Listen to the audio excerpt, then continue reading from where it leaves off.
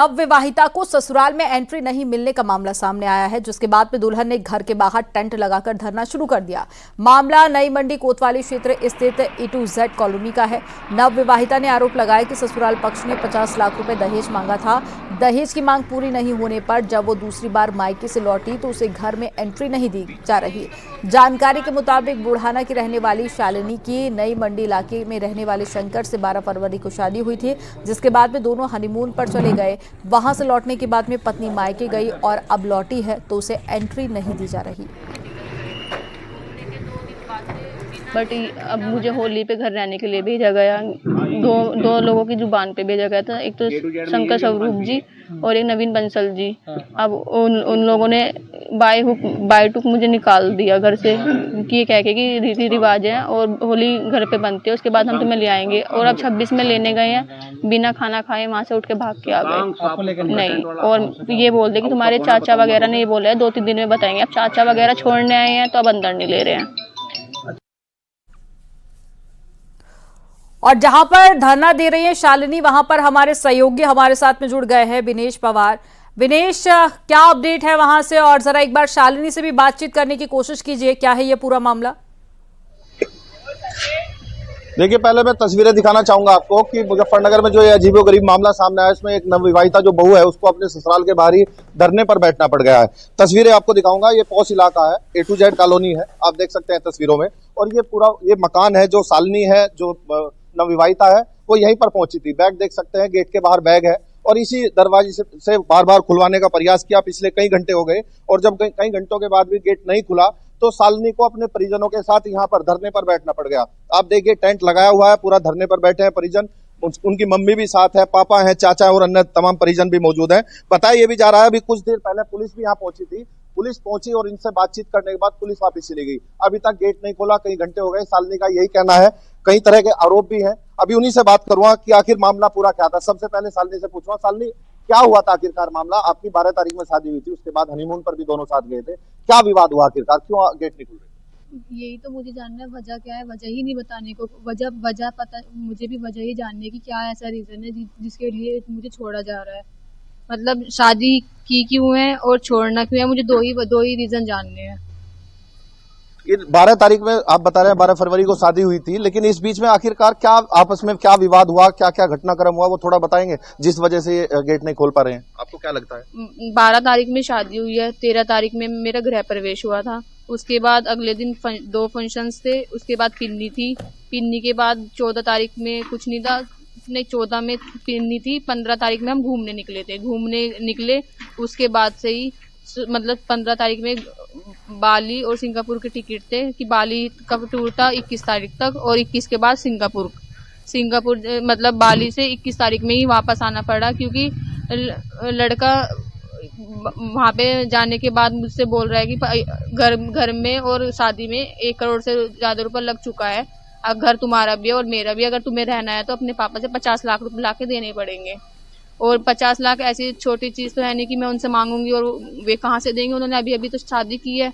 और इस मतलब फिर मैंने सोचा कि चलो ठीक है, चीजें ठीक हो जाएंगी। मैंने घर वालों को तो ये चीज भी अभी तक भी नहीं बताई थी, बट वो मैंने सोचा कि चलो, जब 20 तारीख में चीजें हद से ज्यादा वो हो गई, मैंने पापा को फोन किया। मैंने कहा लड़का मुझसे बिल्कुल भी बात नहीं कर रहा है, ऐसे चीजें हैं, मुझे घर आना है। फिर लड़का भी बार बार ये कह रहा था कि मुझे मतलब मम्मी जी से बार बार बात कर, टिकट कैंसिल करवा दो, घूमना नहीं है, यहाँ पे नहीं जाना है, वहाँ पे नहीं जाना है, कहीं भी फोटो क्लिक नहीं कराने हैं, ऐसे।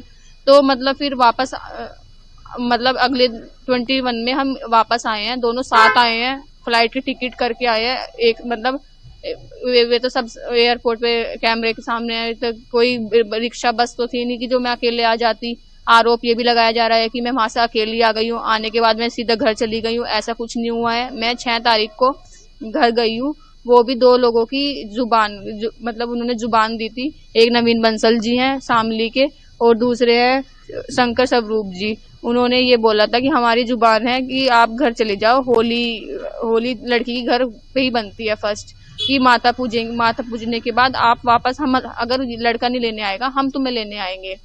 तो वे लोग आए लेने 26 तारीख में। 26 तारीख में आने के बाद हमारे घर पे खाने की तैयारी चल रही थी, बीच में से ऐसे उठ के चले गए। एकदम से सब उठ के चले गए। आने के बाद यहाँ पे बोल दिया कि उनके चाचा वगैरह ने किसी ने नहीं भेजा। उन्होंने कहा 1-2 दिन में सोच के बताएंगे। चलो अगर हमने ऐसा बोला 1-2 दिन में सोच के बताएंगे, आज कल मैं आई हूँ तो आने के बाद से गेट ओपन नहीं किया जा रहा है। मतलब मैंने तो होली मैंने अपने घर बना ली, अब नवरात्रि कल से स्टार्ट हुए, नवरात्रि तो मैं अपने घर बनाऊंगी ना यहाँ पे। तो नवरात्रि को कल फर्स्ट डे था नवरात्रि का, तो मैं कल आई हूँ। कल से शालिनी से ये पूछेगा कि पति और साथ ही ससुराल वालों में क्या कारोबार है वहां पर, और साथ ही जो शालिनी की तरफ से आरोप लगाए जा रहे हैं, क्या इन आरोपों के जवाब में ससुराल वालों की तरफ से कोई रिएक्शन सामने आया अभी तक? आपके जो पति हैं वो क्या करते हैं, घर परिवार का क्या कारोबार है, और इस बार नवरात्रों की आपने बात कही, क्या आपने नवरात्र व्रत भी रखे हैं और किस तरह व्रत रखेंगे, घर के बाहर बैठे हैं, और क्या चाहते हैं आप लोग? मतलब अभी तो यही चीज है, मुझे वजह जाननी है कि शादी की क्यों है, छोड़ना क्यों है। दो तो ये रीजन है। एक, मैं अपने आत्मसम्मान के लिए बैठी हूँ। जो मुझ पे झूठे इल्जाम लगाए गए हैं वो कम से कम मुझे पता तो चले क्यों लगाए गए हैं, या कुछ और रीजन है, या फिजिकली अपने आप की प्रॉब्लम छुपाने के लिए मेरे ऊपर चीजें डाली जा रही है कि मेरी चीजें बाहर, उनकी चीजें बाहर ना है कि लड़की लीगल मतलब चीजें मैटर ऐसे खत्म हो जाए, पैसे ले दे के, ऐसे कुछ नहीं होगा। मुझे तो बस मेन रीजन जानना है। क्या कारोबार है, क्या काम करते हैं आपके पति? उनका नाम प्रणव सिंघल है, पापा का नाम वीरेंद्र सिंघल है। उनका अब वे आर्किटेक्ट है और वे नक्शे बनाते हैं, और पापा जी का काम है वे मतलब दोनों पतलों का काम है उनका। बस अब क्या चाहती हैं आप? यहाँ बैठी हुई हैं, कब तक बैठी रहेंगी, और क्या आप चाहती हैं? मतलब जब तक मुझे वजह नहीं पता चल जाती कि मुझे घर में क्यों नहीं लिया जा रहा है, क्या वजह है, और मैंने ऐसा क्या किया है जो मुझे छोड़ने की बात की जा रही है, मुझे ये सब चीजें जाननी है। और मतलब यहाँ पूरे मुजफ्फरनगर, बुढ़ाना, सब जगह झूठी बात फैलाई गई है। मुझे उस चीज की भी वजह चाहिए कि ये चीजें क्यों फैलाई गई है। मतलब मुझे घर भेज के मतलब उनमें 2 लोग शामिल थे। विनेश, क्या इस पूरे मामले को लेकर अभी तक प्रशासन की तरफ से कोई कार्रवाई की गई? और मैं देख पा रही हूँ कि आसपास भी कुछ लोग बैठे हुए हैं, क्या ये शालिनी के परिवार वाले हैं? अगर हो सके तो जरा उनसे भी बातचीत कीजिए। देखिए, अभी तक पुलिस यहां जरूर पहुंची थी। पूरा मामला सुर्खियों में है, मुजफ्फरनगर की सोशल मीडिया और अन्य तमाम जगह पर यह पूरा मामला छाया हुआ है, और हाई प्रोफाइल मामला है। जो परिवार है वो भी अच्छा खासा उनका व्यापार है, नौकरी करते हैं, और मुजफ्फरनगर का एक पॉश इलाका है A to Z कॉलोनी, इसी कॉलोनी में इनका अपना मकान भी है। इनके परिजन मेरे साथ है, उनसे भी बात करूंगा कि आखिर पुलिस आई थी और पुलिस ने क्या किया, प्रशासनिक स्तर पर क्या इन्होंने कोई लिखित शिकायत की है, क्या आप क्या चाहते हैं, क्यों बैठे हैं, और क्या आपने पुलिस को या प्रशासनिक स्तर पर कोई शिकायत भी दर्ज कराई है? हम तो चाहते हैं हमारी बिटिया अपने ससुराल चली जाए, हम अपने घर चले जाएं। हम तो ये चाहते हैं, हमने ऐसी कोई गलती नहीं कर रखी है। अब कोई गलती कर रखी है तो मैं कारण तो बताऊंगा, बिटिया को छोड़ने का कारण बताऊंगा मैं। हम उसे स्वीकार करेंगे, हमने कोई गलती कर माफी मांगेंगे।